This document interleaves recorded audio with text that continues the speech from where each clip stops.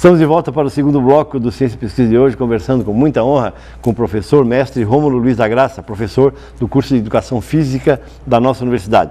Você poderá rever a conversa nossa no blog, cujo endereço aparece aí na sua tela, e enviar perguntas ao professor Rômulo no e-mail ciência.pesquisa@unisul.br. Professor Rômulo, antes de falarmos das conversas e coisas que chamaram a atenção, quais montanhas da região vocês escolheram para fazer a investigação, a pesquisa e as escaladas, professor? Ok.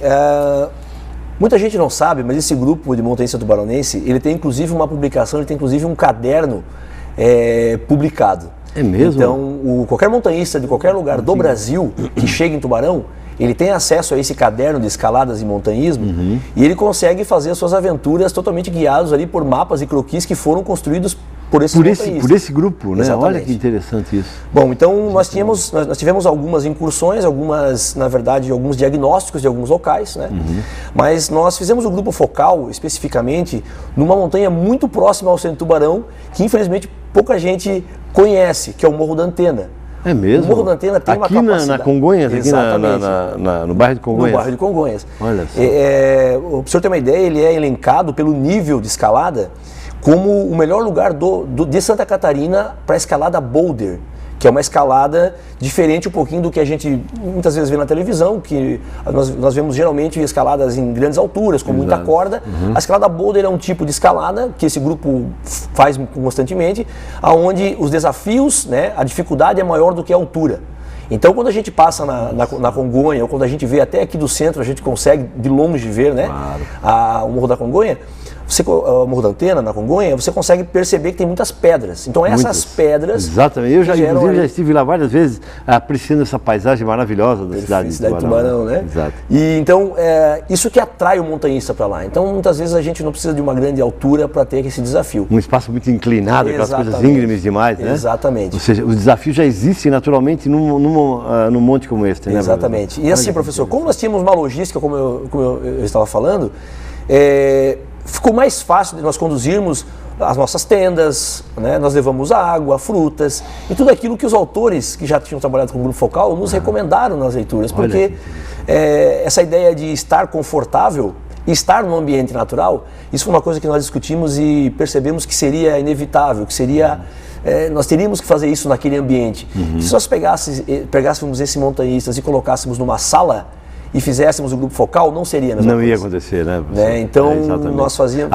Isso chama de fidedignidade da pesquisa, né, professor? Perfeito. Fidedignidade. E então, por uma questão até, como eu estava dizendo, de acesso fácil ao nosso transporte, à nossa equipe logística, porque nós, além de mim, como pesquisadora, a professora Fátima, nós tivemos uma equipe de apoio, né?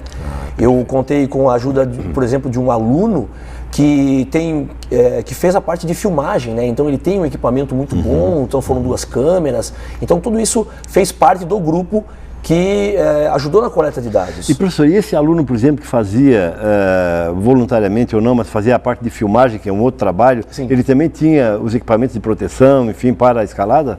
Ele é formado em Educação Física, inclusive, então já está na área. Ele inclusive é formado em Educação Física e eu já sabia que ele tinha essa vontade, não profissionalmente ainda, mas que ele tinha um investimento assim, pessoal na questão de equipamentos. Então nós acabamos contando com ele, ele foi me orientando inclusive na graduação, então por isso que a gente sabia do trato e aí ele realmente estava muito bem... preparado para aquela atividade. Professor, e quais eram as conversas, curiosidade nossa, tá, professor, dos grupos, quando vocês paravam para conversar sobre um dado trajeto, que conversas surgiam nessa...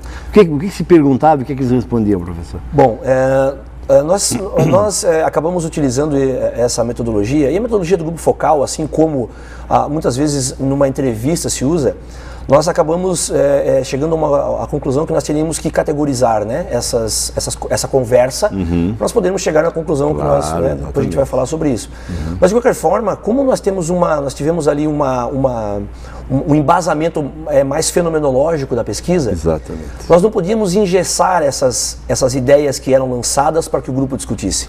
Perfeito. Então nós criamos e aí eu posso dizer que nós criamos aí uma nomenclatura, aquilo que se chama de categorização. Exato. Nós chamamos de contextos interpretativos. Perfeito. Porque, professor, durante as conversas, os assuntos eles avançavam, né? E retornavam em alguns momentos. Então, nesse avançar e retornar, nós não tínhamos como categorizar, né? Porque claro os assuntos eles emergiam. Você estava num outro contexto, né, professor? Exatamente. E aí, exatamente a interpretação é que era relevante. Exatamente. Momento, né? Muitas vezes algo que acontecia naquele momento no ambiente, no nosso entorno, fazia com que a conversa, que no primeiro momento parecia que já tinha se encerrado, retornasse. Olha que interessante, isso é fantástico. Foi bem interessante. Isso é pesquisa científica, né, professor? Pura pesquisa, né? Exatamente. E como é que foi para ti o resultado do trabalho? Como é que tu viste a dissertação sob a orientação da nossa professora Fátima Marcomil? Bom, é importante lembrar também que nós tínhamos uma ficha de observação, porque na pesquisa fenomenológica, os gestos, né, os olhares, os sorrisos, eles fazem parte da interpretação, né, dos dados. Então, como eu disse, a professora Fátima esteve presente durante todas as incursões. Né? Nossa, isso é grande orientadora, né? Então, ela fez o papel de observadora, né, com a sua experiência. A pesquisa, esse método prevê uma equipe de trabalho, né? Então, eu acabei sendo mediador, né? Trabalhei com a parte de roteiro, por ser pesquisador, e a professora Fátima observou. Então, na verdade, essa observação, ela nos ajudou na interpretação de algumas situações que aconteceram naquele grupo, né? Nós chegamos a alguns resultados muito interessantes, né? Nós acabamos dividindo esses resultados em temas e subtemas, né? Então, o primeiro tema que eu posso estar citando aqui é com relação à questão da atividade e aventura em si, né? As pessoas, os montanhistas, eles realmente estão cientes daquilo que eles estão fazendo, eles tratam realmente aquilo com muita seriedade, estando eles escalando ou conduzindo grupos, né? Então eles têm todo o aparato de segurança para fazer aquela escalada, eles preparam os seus grupos de ecoturistas ou turistas, como quisermos chamar, né? Os grupos que são esporádicos, né? Nesse sentido. Então percebemos que realmente eles, dentro desse tema, eles estão muito bem preparados.